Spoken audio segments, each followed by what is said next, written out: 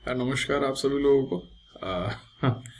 बहुत दिन हो गए बात किए हुए, और बहुत ही दिन हो गए मुझे लगता है, ऐसे शायद 2 या ढाई 3 महीने हो चुके हैं बात किए हुए। तो मैंने कहा कि 26 जनवरी भी आने वाली है और नव वर्ष गया ही है। और रिसेंट टाइम में जो इंटरव्यू के लिए बातें आई हैं कि इंटरव्यू कब होगा, आरपीएससी ने भी कुछ स्टेटमेंट दिए हैं, तो बहुत सारे बदलाव हैं रिसेंट टाइम में जो हुए हैं। मेरे साथ भी जीवन में एक बदलाव हुआ कि भाई मेरा विवाह हो गया है। 4 दिसंबर की मेरी शादी थी, 7th का रिसेप्शन था। शायद कुछ आप में से लोग आए भी थे जिनको मैं पर्सनली जानता हूँ, और जो स्टूडेंट्स हैं। विवाह हुआ है मेरा। श्रीमती हंसा राजपुरोहित जी हैं, राजस्थान अकाउंट सर्विसेज से हैं और बीकानेर से हैं। तो घूम फिर के अब शायद मैं बीकानेर का पावना हो गया हूँ। And yes, I love the hospitality Bikaner has given to me and exceptionally well. और भाई साहब सभी को मैं कहना चाहूँगा, खाना और मिठाइयाँ मतलब exceptionally well. Food is so good. मतलब वास्तव में बीकानेर के बारे में जो कहा जाता है कि भाई मिठाई नमकीन ये जो सब चीज़ें उनमें बस रियल टेस्ट, मतलब जयपुर में सामान्यतः ये सब इस तरीके का टेस्ट मिलता नहीं है, बीकानेर में मिलता है। तो बस ये खुशखबरी है मेरी तरफ से छोटी सी। तो थोड़ा सा उन चीज़ों में भी मैं उस पिछले कुछ टाइम में बिजी चल रहा था। शादी की तैयारियां और भी बहुत सारी चीज़ें हैं। शादी होती है तो बहुत सारी चीज़ें लाइफ में आपकी चेंज होती हैं। और हमारा डूंगरपुर का जो मेरा टेन्योर है वो भी अंतिम पड़ाव में। This is the last week we are here in Dungarpur, और उसके बाद अब 2 वीक के लिए ओटीएस जाएंगे। And then after that Rajasthan सरकार जहाँ भेजेगी वहाँ हम काम करने जाएंगे, जो भी ये जिम्मेदारी दी जाएगी। तो ये सब बातें तो हैं मेरे पिछले कुछ समय में हुए लाइफ में बदलाव की। बाकी आप लोग के लिए है, आई नो कि जब एग्जैक्ट डेट नहीं पता होती है और हम अधर जूल में होते हैं तो very tough, it's very tough. मतलब पॉइंट ये आता है कि क्या करें, what should I do. Reality यही है कि मतलब बैठा हूँ जस्ट मैं, मतलब क्या करूँ, मुझे पता नहीं मेरे भविष्य में क्या होगा। एक्चुअली ऐसे थॉट आते हैं, बिल्कुल आते हैं। हमारे भी आए थे क्योंकि हम लोगों का भी मेंस हो गया था। अगर आप लोगों को बताओ कि 2019 में हम लोगों का मेंस हो गया था, और 19 में मेंस हुआ था हमारा 25 से 26 जून आई थिंक, ऐसा, या फिर 24-25 जून हो सकता है। जून के लास्ट वीक वाला ही टाइम था। और उसके बाद एक साल, लगभग एक साल इंटरव्यू का रिजल्ट आने में लगाया उन्होंने। ठीक है, अब यहाँ पे ये केस जरूर हो गया कि रिजल्ट तो इन्होंने टाइम पे दे दिया, बट उसके बाद अब इंटरव्यू प्रोसेस में काफ़ी सारी जटिलताएं हैं जो आ गई हैं कि मतलब अभी तक डेट नहीं आई, उससे पहले ऐसा एक इंटरव्यू पेंडिंग है। जो आरपीएससी में जो मेंबर्स के रूप में जो वैकेंसी है वो भी एक पॉइंट है, वो भी एक चर्चा का विषय है। इलेक्शन ईयर भी है, तो ये चीज़ें भी इन्वॉल्व हो जाती हैं इसमें। नई वैकेंसी वाले लोग भी इंतज़ार कर रहे हैं कि क्या है, कैसे है, क्या करना है। बहुत सारी जटिलताएं हैं। अब देखो, जवाब के रूप में मेरे पास बस इतना सा कहना है कि इंटरव्यू जो दे रहे हैं वो रुके नहीं। ठीक है, हो सकता है उस पीक के साथ ना पढ़े, ऐसा होता है, बिल्कुल आई डू एग्री कि यार पहले तब 8 घंटे या 10 घंटे पढ़ रहे थे, ठीक है, नहीं कोई बात नहीं, लेकिन 4 से 5 घंटे की पढ़ाई, रेगुलर पढ़ाई, 4 से 5 घंटे की रेगुलर पढ़ाई इंपॉर्टेंट है। क्यों? अनफॉर्चुनेटली भगवान नहीं करे अगर आपका इस बार के जो वैकेंसी उसमें नहीं होता है सिलेक्शन, तो जो नेक्स्ट प्री का एग्जाम होगा वो पिछली बार की तरह ही हो सकता है, हो जाए कि 3 महीने में पूरी प्रोसेस हो जाए। समझ रहे हो बात को? तो हमें केवल इस इंटरव्यू की तैयारी नहीं करनी है, हमें अगली बार की प्रोसेस की भी तैयारी दिमाग में लेके चलनी है। ठीक है, ये एक इंपॉर्टेंट चीज है जो शायद हम इस दौरान में मिस कर रहे हैं।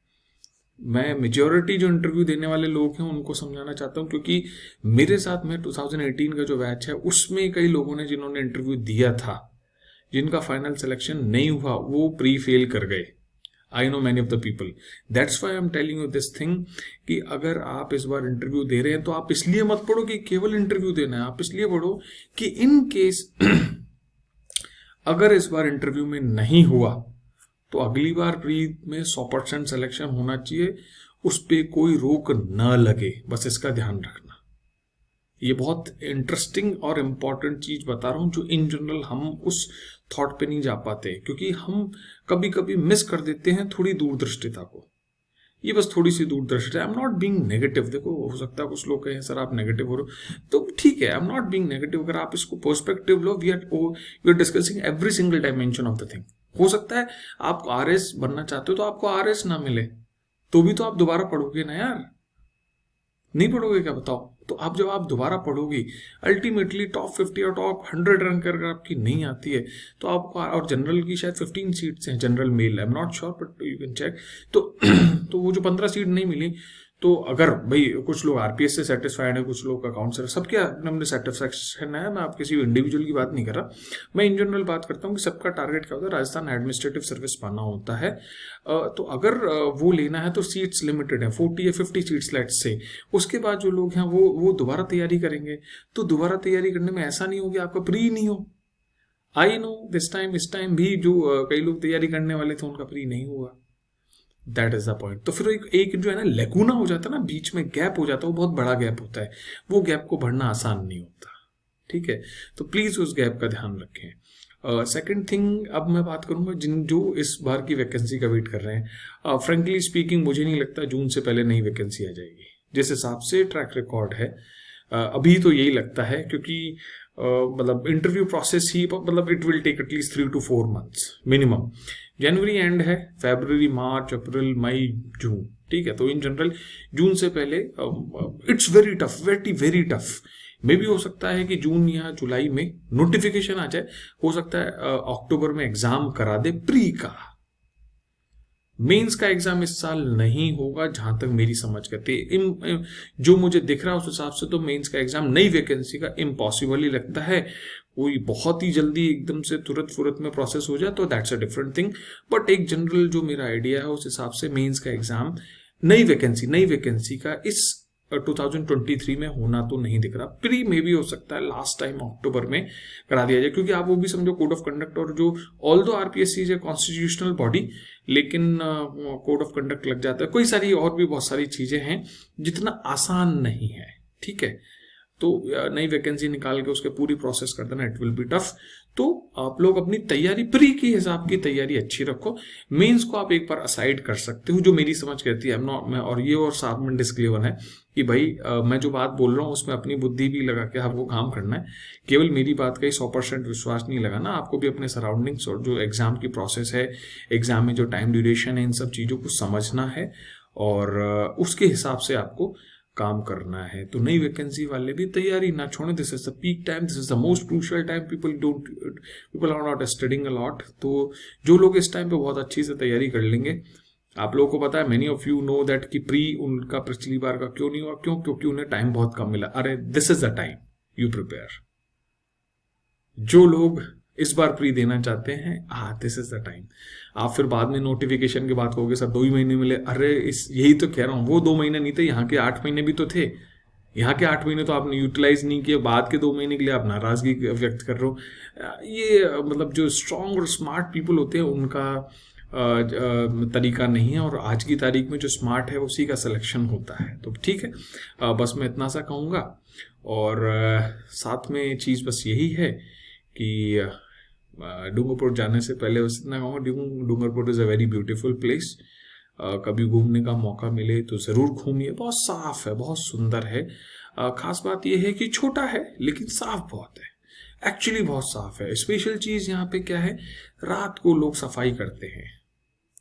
बस स्टैंड जैसा इलाका भी है, वो भी इतना साफ मिलेगा आपको, जैसे जयपुर में आप सेंट्रल पार्क के आसपास की जो रोड्स देखेंगे वो जितनी साफ होती है, वो यहाँ बस स्टैंड के चारों तरफ की रोड्स उतनी साफ है।